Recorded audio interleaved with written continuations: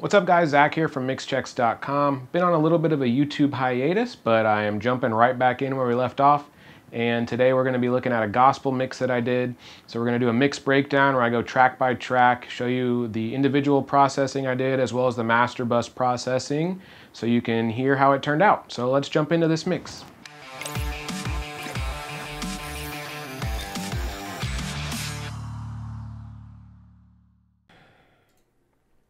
So first thing, let's just give it a little listen so you can hear what it sounds like as a whole. Put your hands together. I got another word from you. We just want to tell you that God has been so good to us. How many know that he's been so good? Come on, y'all, say give thanks to the Lord. How many can say that God has been so good? If he's been good, you ought to give thanks. Y'all got the word now. Come on, put your hands together.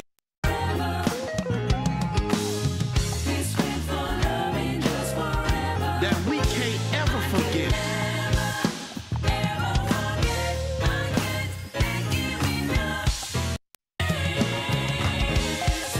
I can't thank him. I can't thank him enough.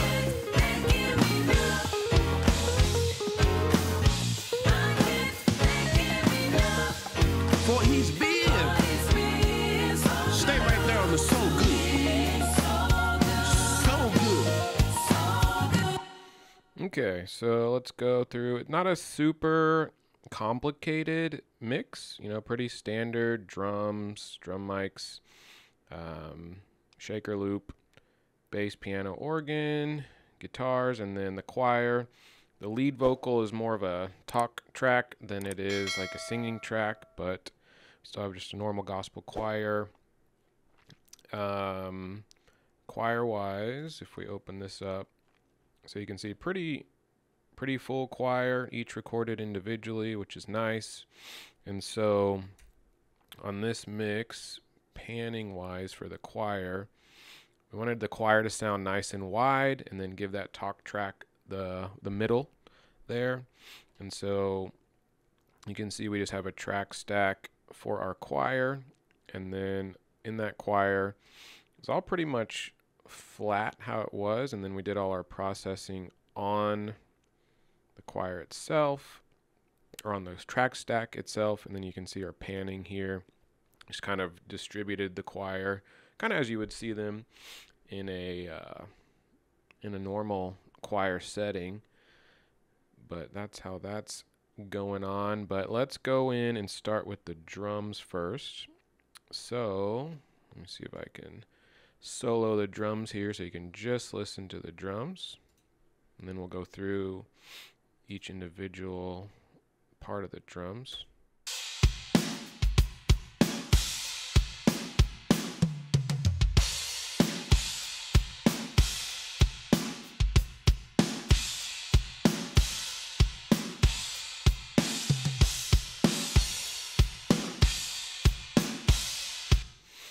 Okay, so let's go start with the kick here.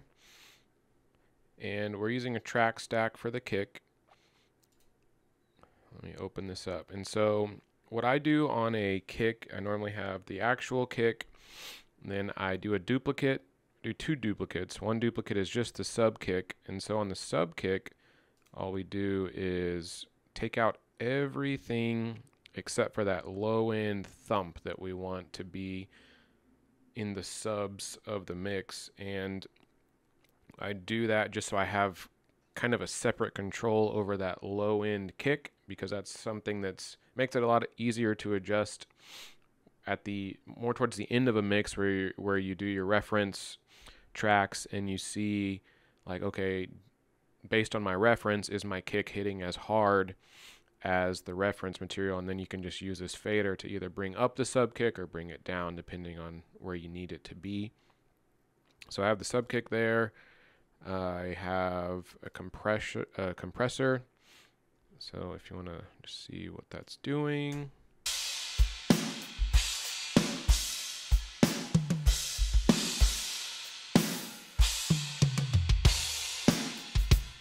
So with low end information, I tend to compress that a lot harder than I would on some other things, just because I want that low end not to be too crazy dynamically. I want it to be nice and consistent so it doesn't make my mix, or the low end of the mix, too wild.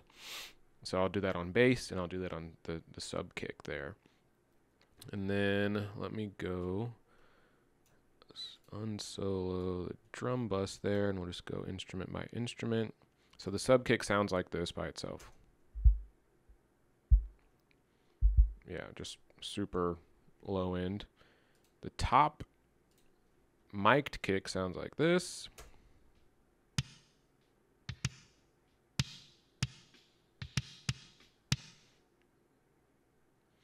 And so you can see I took out the low end from the top kick. These are the EQ moves I needed to make to get it to where I wanted it to be. So if we would take that off, it'll sound like this.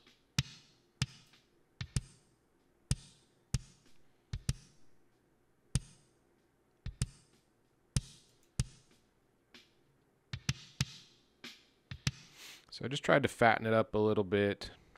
And I also have this going on. Adding a little compression with the SSL strip. See a little bit of EQ happening. Making some cuts there, some cuts there.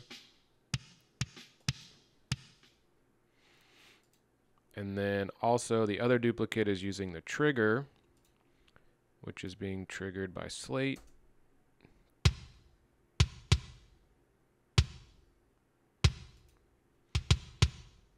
Cutting out the low end on that one too, so that these two make up the top kick, and then add in the sub kick after.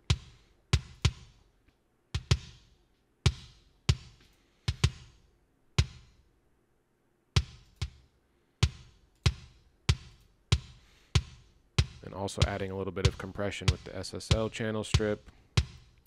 Adding some more top end, and that's about it.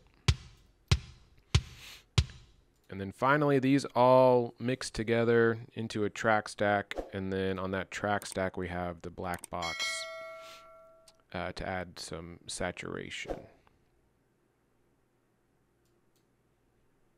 And then our final kick sounds like.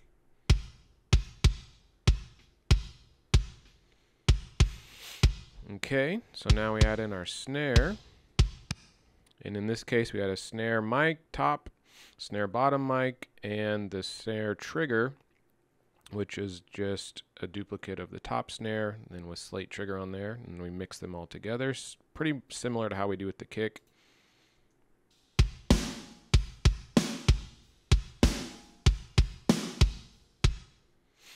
So on the snare top,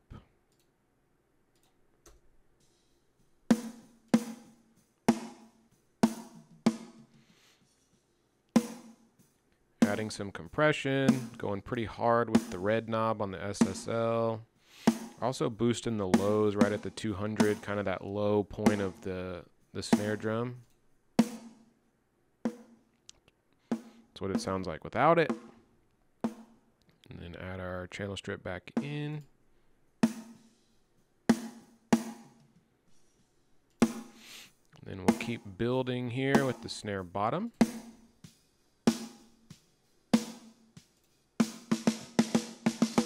So since it's on the bottom, doing a little high pass to try and cut out any kick mic or any kicks that might be bleeding through the snare bottom mic there. Doing a little compression, little touch on the red knob, then a little cut there in the low mids. That's what it sounds like without it.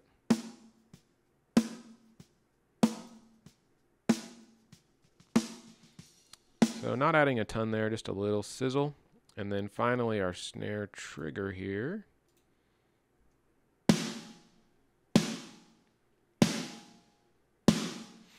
The snare trigger is just a combination of all these different samples,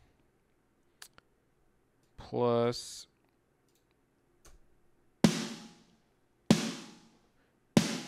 classic SSL compression. nothing else much happening. And then when we combine those all together, we get plus a little bit of saturation from the black box and a little top end boost on the EQ side.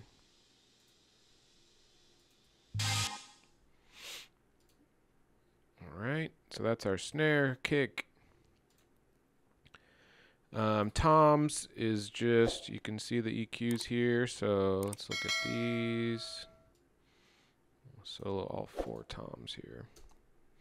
And let's go and see if we can find an actual tom part. All right, so let's isolate this.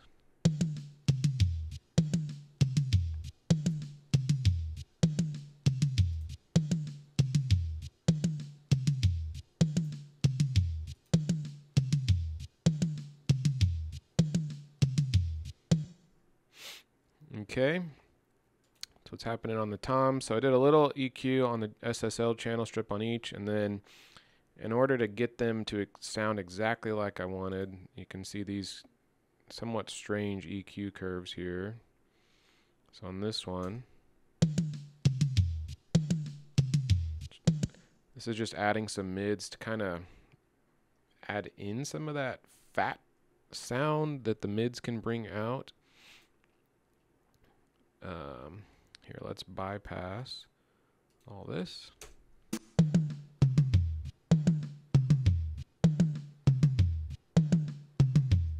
right, so that's with no processing.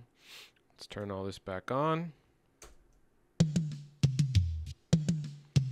Just make them more snappy on these two. Bringing out a lot more high end. And on the lower toms, that's kind of necessary a lot of times just to really bring out the snap of the floor tom since it's a lower end instrument. Same thing on this tom. I didn't see a picture of what these drums looked like, so I don't know if this is 2 floor toms or what the layout was. If this was 2 racks, 2 floors, or if this was 3 racks and 1 floor, not sure. But on these two, I needed similar processing to get them to act the same, so most likely these are 2 floor toms and then 2 rack toms, since those ended up having a very similar EQ curve on the rack side. So I'll undo those, and then we'll move on to our overheads.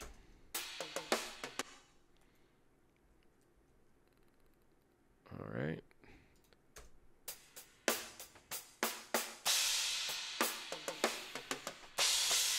So a lot of times with overheads, I like to kind of use them as cymbal mics instead of a comprehensive drum mix.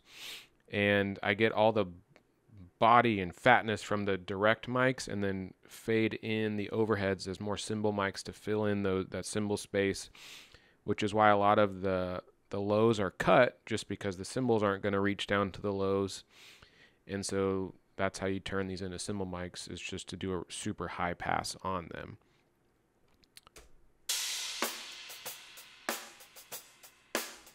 And once you do that high pass, you really don't have to boost the highs anymore, because that's all that's really left.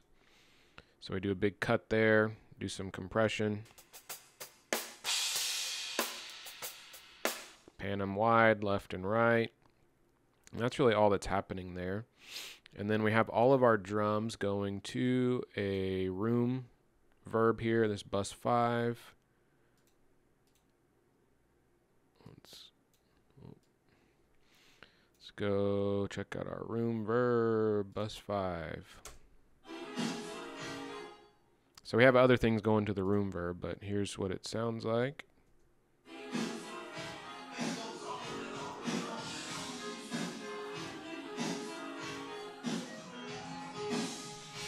A pre-delay on there just to kind of separate the two so it doesn't sound too muddy. Pretty quick delay room wise. Didn't want this to sound huge, wanted it to be nice and tight. And on every reverb channel, I just have my preset reverb bus EQ curve that I make, cut out all the lows from the reverb, pull out a little low mids, that muddiness, and then just let the reverb live up here in the highs, and because just we don't want that boomy low, anything that's boomy and low going to the reverb. So we want the reverb to be nice and clean, and I pretty much always EQ my reverb buses. And if you're not EQing your reverb buses, I highly recommend it. So that's what's going on with the drums. Let's close up our choir here. All right, and then we can add in shaker and loops. Pretty standard there. Nothing happening other than a high pass, pulling out a little bit of those low mids.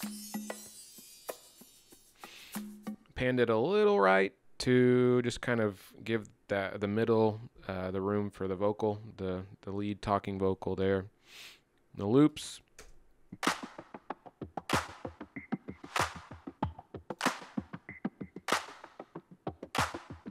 Nothing happening other than a little compression, more high pass. And if something is already sounding good, I try not to touch things as much as possible. I don't want to have to feel like I have to process everything, but I do want to pull out lows to make room for bass and other things. And I will typically touch the compression a little bit on this SSL strip. And then you can see that I pretty much put the SSL strip on every single channel to kind of simulate mixing on a large format console there. So that's shaker loops, and then moving on to bass. So we just had one bass track. Did you hear that real quick?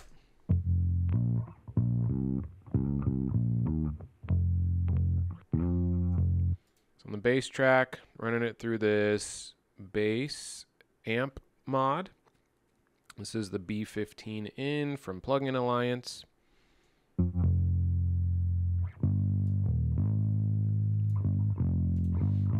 So I'll let you hear what it sounds like with no processing after this, but EQ curve wise, just a little bump at 100, and then we're also removing everything below like 75 or 80, because this is where our kick sub is going to live, and then our bass is going to live around the 180 range, and then we're boosting this to give a little bit of that bass snap from the string sound. Sometimes you need to cut in this area if the string sound is pretty bad, or you maybe don't have the greatest bass player, or just the recording's not that great, so you might have to make cuts in here. But in this case, wanted to bring out some of that snap, and which is why this boost is here. And then finally on the bass channel, like I said before, I like to slam any low end instrument that I can, just because I want I want the low end of my mix to be nice and consistent. I don't want it to push things up and down and cause a lot of that low end wobbliness that a lot of mixes can have if you don't control it. And so this is my go-to on bass, is the CLA 2A, which is Chris Lord-Alge's LA 2A mod from Waves. So I put it in limit mode, and then I just bring this peak reduction down until it's pretty slammed.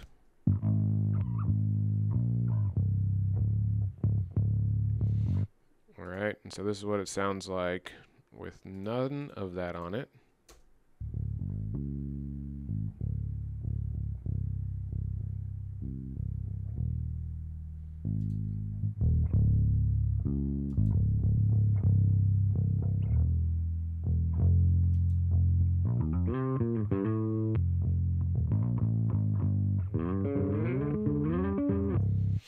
Yeah, so you can see even with this boost, it really didn't bring out too much high end. There just wasn't a lot there to work with. So while this maybe helped a little bit, I probably would have liked there to be just more on the recording itself.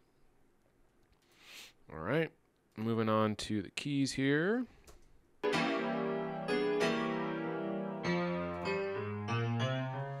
So high passing to leave room for the bass.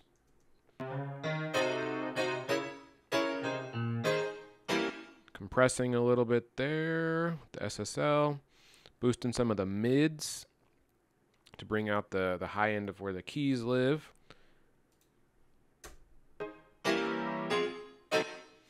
And then, so for my more broad EQs, kind of tone shaping, that's when I tend to use the SSL. If I need to get more surgical, that's when I just bring out the stock EQ from Logic. And so I was noticing a little bit of a unpleasantness around this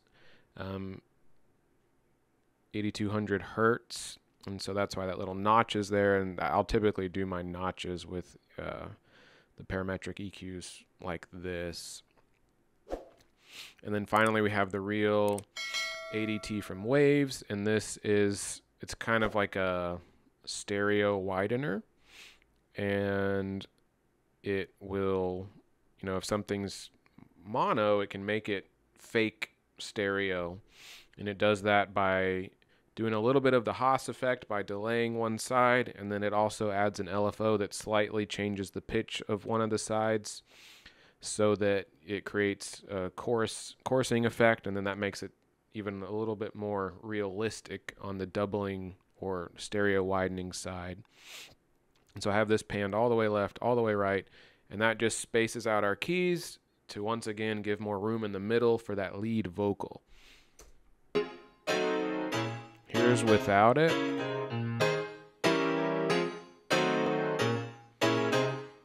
So we have a mono piano.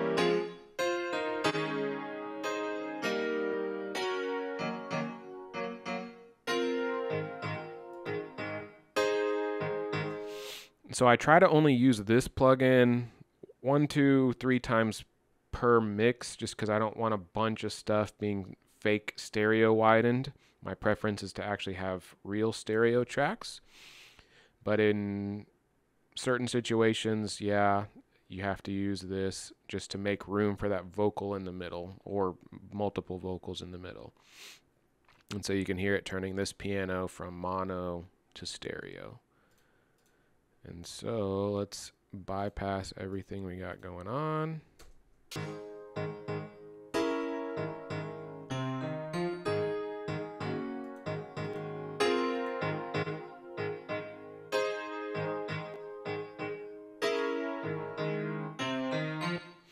All right, moving on to our organ here.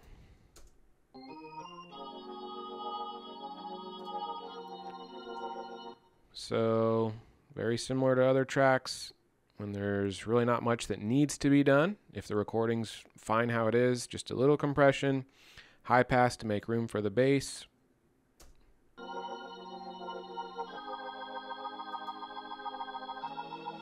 And then also if we have this to widen it out.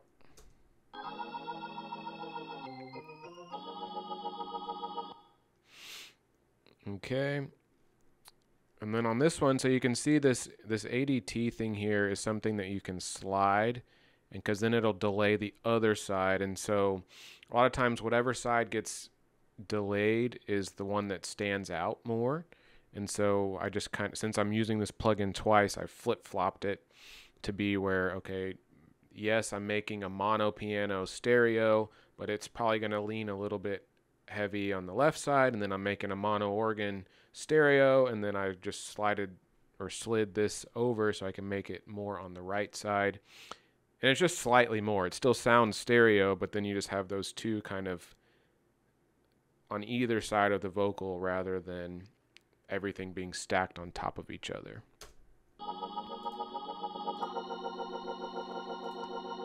All right, so that's with no processing.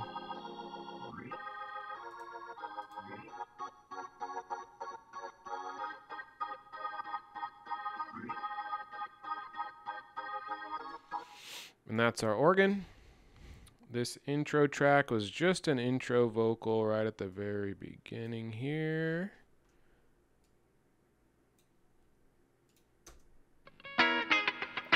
Sorry, not a vocal, a guitar.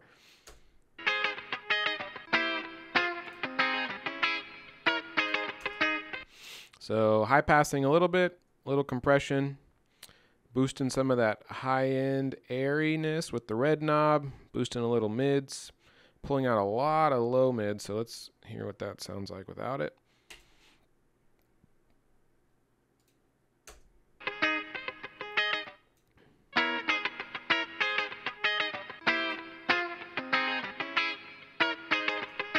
Sorry, I am on the wrong channel.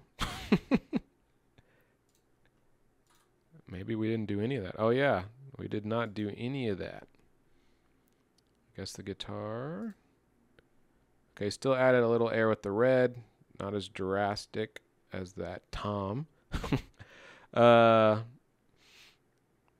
Compression Music here. production.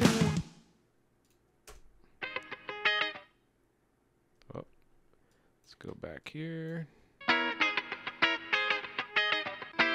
Okay, so pretty heavy on the SSL compression and actually low pass, so to pull out some of that top part of it. And a lot of times on guitars, you might just have a lot of hiss up there from amp hiss or amp hum, whatever.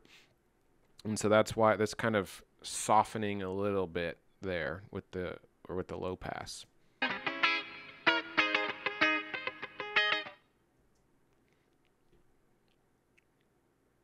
Right.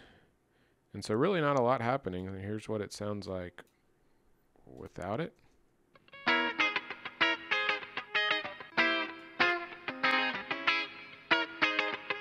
And with it. So that was just a little intro lick there. And then we have our actual guitars.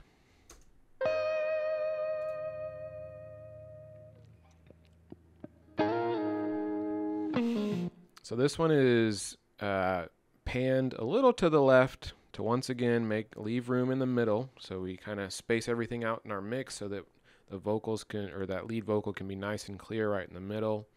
So this one's just slightly to the left, and this is something, so if I get a stereo, so this is a stereo track for guitars.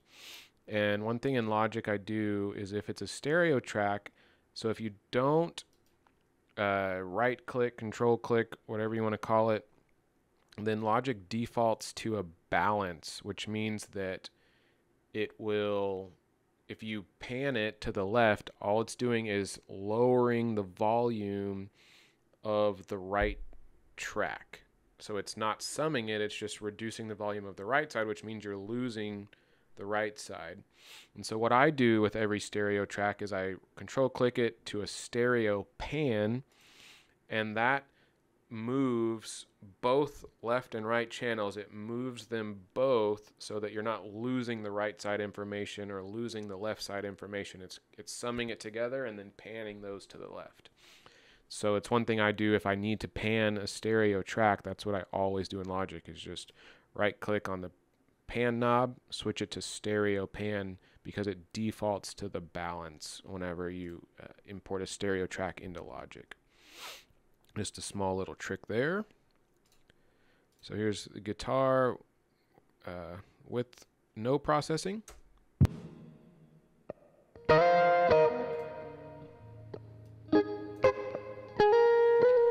Let's add it in.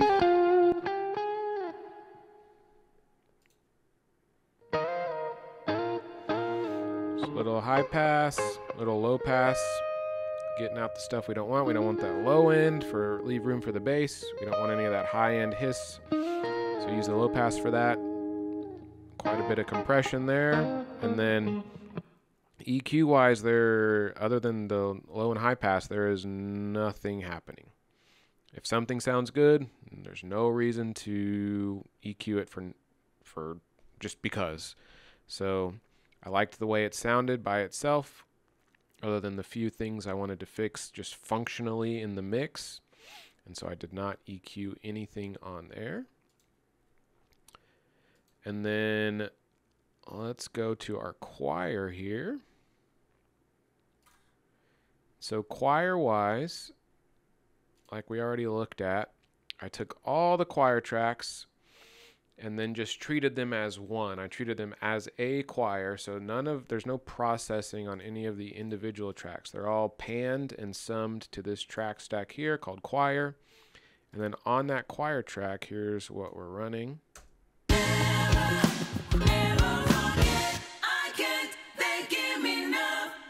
right, so we have some SSL compression happening, high pass, a little bit of touch on the red knob, but not a ton. And that's all that's happening on the channel strip. Next, we have our de-esser to make sure none of those S or T sounds are getting through. I can't thank him enough. Not even really that much happening on that. Thank him enough. Just kind of there as a protection. And then this, I ran this through my kind of normal vocal processing chain here. So I like to use this Renaissance EQ, the R EQ from Waves for vocals. Pulling out a lot of this 500, which gives the vocals that more, I call it like a radio sound. Here, you can hear it without that. For his being so good to So you hear that kind of muddy, low mid area, and then here's what it sounds like with it scooped out. me. Give thanks to the Lord, for he is good. So it just kind of makes it smooth. I don't really know how to describe it other than that. It smooths out the vocal. Again, just doing the high pass there. A little bit of boost on the airy side up in this 11K shelf here. And then a slight 1 dB boost in the mids to bring the vocals forward a little bit. And then last thing here is our 1176. And I use the bluey one. And then I also just use the preset. There's a preset in the CLA 76 called In Your Face Vocal. That's my go-to. Yep, I use a preset on this for vocals. Really, the only knobs you have to mess with is this, depending on your levels. But use it, pop that preset on, and then just really hammer the vocals on the compression side. I can't thank him enough. I can't thank him enough. All right, so here's what they sound like with no processing. Give me enough. Whoa. For his being so good to me. All right, now let's add our processing back. Give thanks to the Lord, for he is good. All right, that is our choir.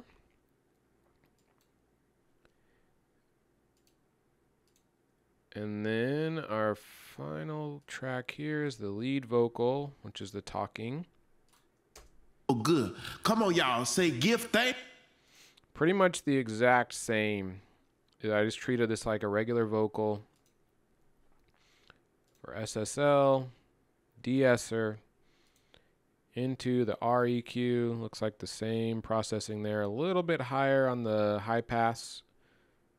And then finally our in-your-face vocal preset on the 1176. Give thanks. So good to us. How many know that? All right, let's do that. See what it sounds like with nothing. I got another word from you. We just want to tell you that God has been so good to us. How many know that he's been so good? Come on, y'all. Say give thanks. And that is what that sounds like. Okay, so that's, and this is with everything here. To the Lord. How many can say that God has been so good?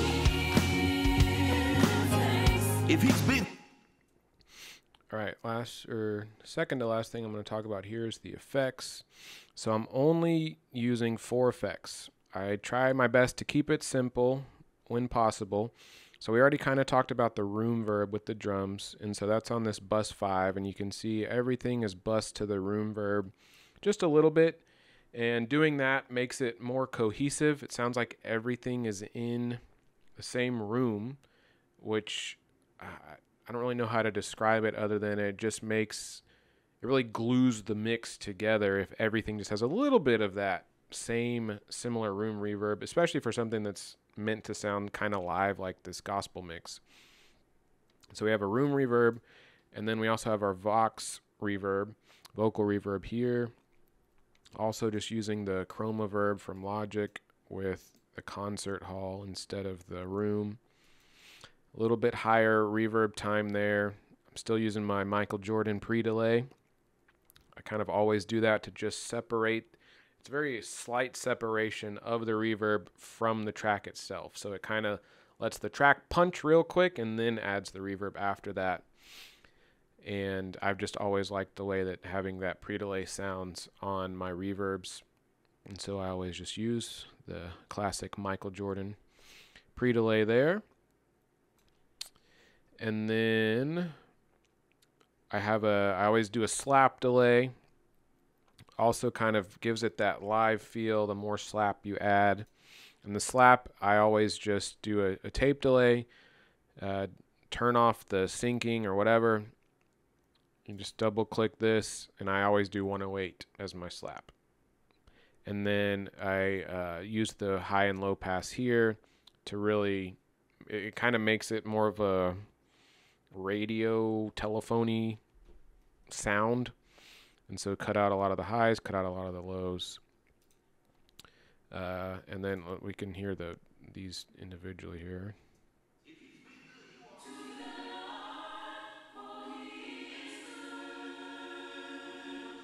So that's the vocal reverb. The slap, I want you to know that his faithful love. you're only going to be able to hear how it sounds kind of like a telephone. Since it's a slap delay, it's not going to be hearing much else. If I had 10,000 tongues, I wouldn't be able to thank him enough. All right. And then finally, I have a vocal delay. So this one is the stereo delay from Logic. And it just kind of gives it that spacey ping pong effect, even though it's not a standard just ping pong.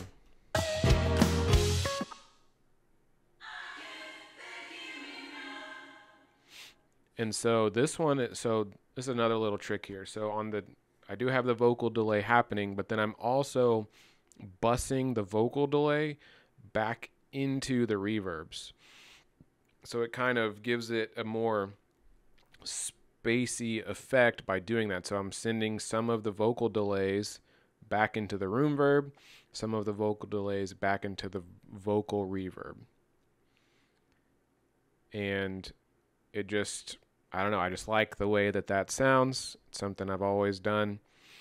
And also on the vocal delay, doing the low cut, high cut, low cut, high cut. And then I forgot to mention on the slap delay, turning the feedback all the way down, making sure nothing else should be happening other than just this very short delay in order to create a true slap there. And then, the slap delay itself, I should mention, is just barely touching. So a lot of times I'll turn it up to where I can really hear it, and then I'll bring it back down. Same with the stereo vocal delay. I'll turn it up until I can hear it happening, and then I'll bring it down a little bit, which is just another mixing trick I know a lot of people do. Okay, and so then the last thing happening is the mastering that's happening on our master bus here. And so this plugin is just a AB plugin. It's not doing anything sound-wise. All right, so we're going to just, don't be confused or think that there's some secret plugin on there. It literally just lets me AB things as I'm mixing. Okay, and then everything else above that is actually doing something. So let's run through them here.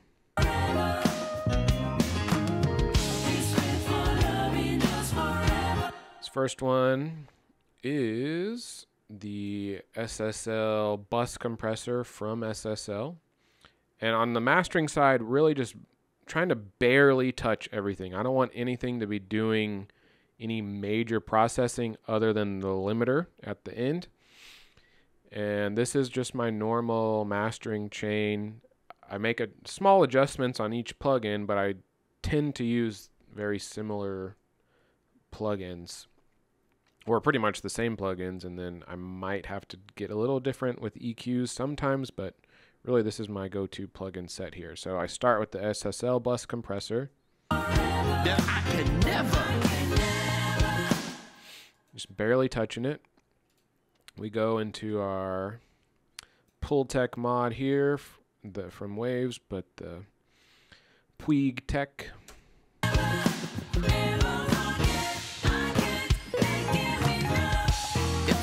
After that, we go into the Elysia Alpha compressor, just barely touching it. So it might be like 1.5 dBs. If I had 10,000 tongues, I wouldn't be able to thank him enough. Slight adjustments there. Sometimes on this one, I'll A/B what it sounds like with the feed forward. I'll just click that on, click that off, and pick which one I like better. But really the only thing I'm adjusting on this one is this threshold, since I already have my other settings set. Okay, and then we run into the multipressor from Logic. And so these are using my custom crossover frequencies that I like on the way that I mix. And so whenever I load up my mastering preset here, this is already set, and it's not default where these crossover frequencies are happening. So I will say that is different if you're trying to replicate this. Also, the attacks are a little different. As you go more into the low end information, I just increase the attack a little bit more.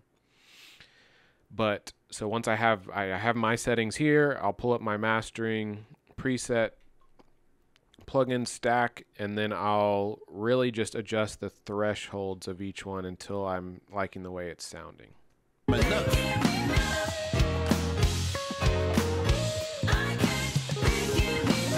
know why? Because he's been so good.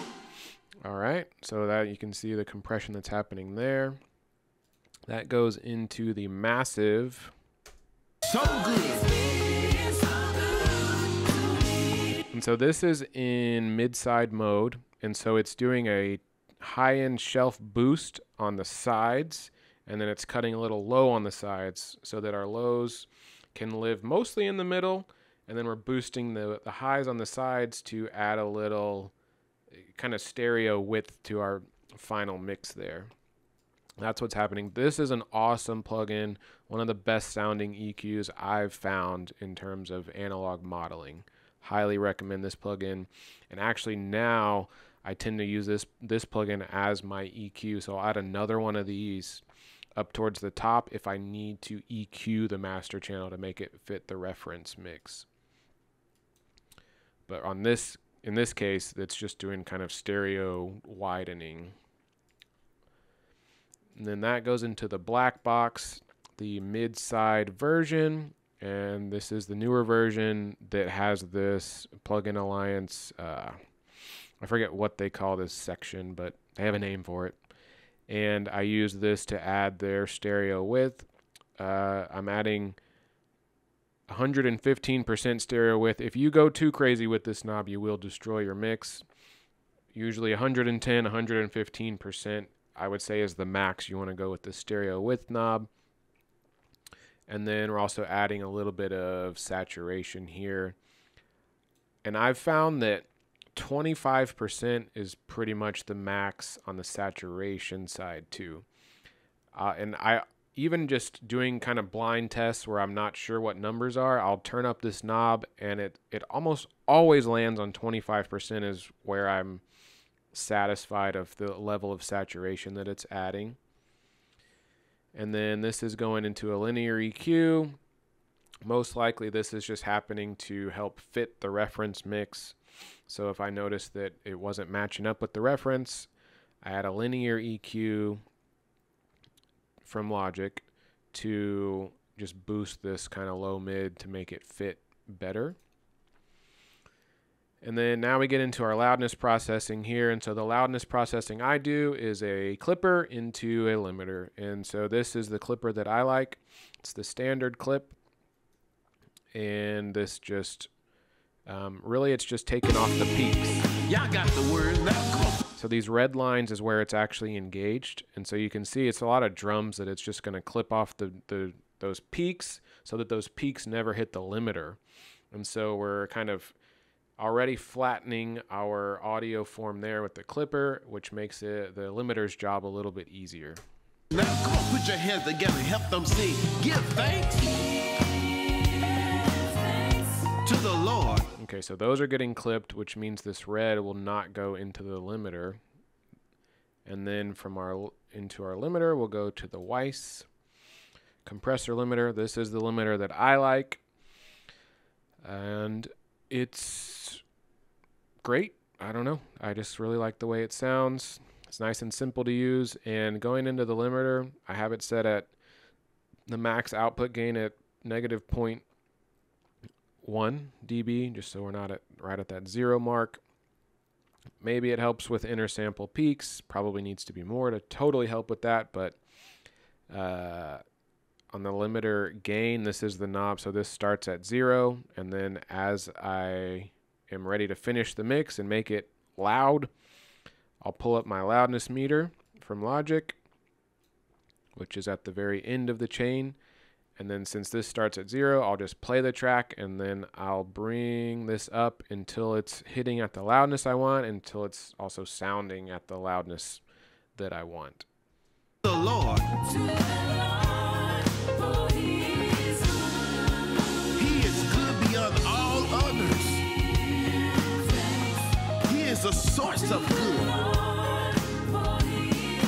So lift up. All right. And so if I go through, this probably isn't going to be that great of a comparison because the end result is going to be way louder. If I turn off everything, so just give you an idea of what it starts as. So it's going to start real low, and everything's going to process, and then it's going to bring it up to be pretty loud. So lift up your praise for his faithful love. It goes on and on and on and on.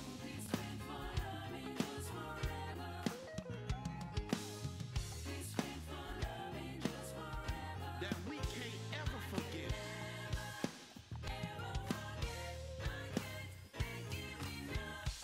Come on, if you can't thank him enough.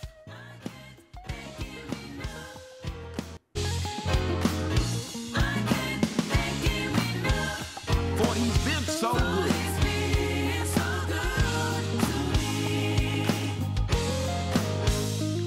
Surely God is our help.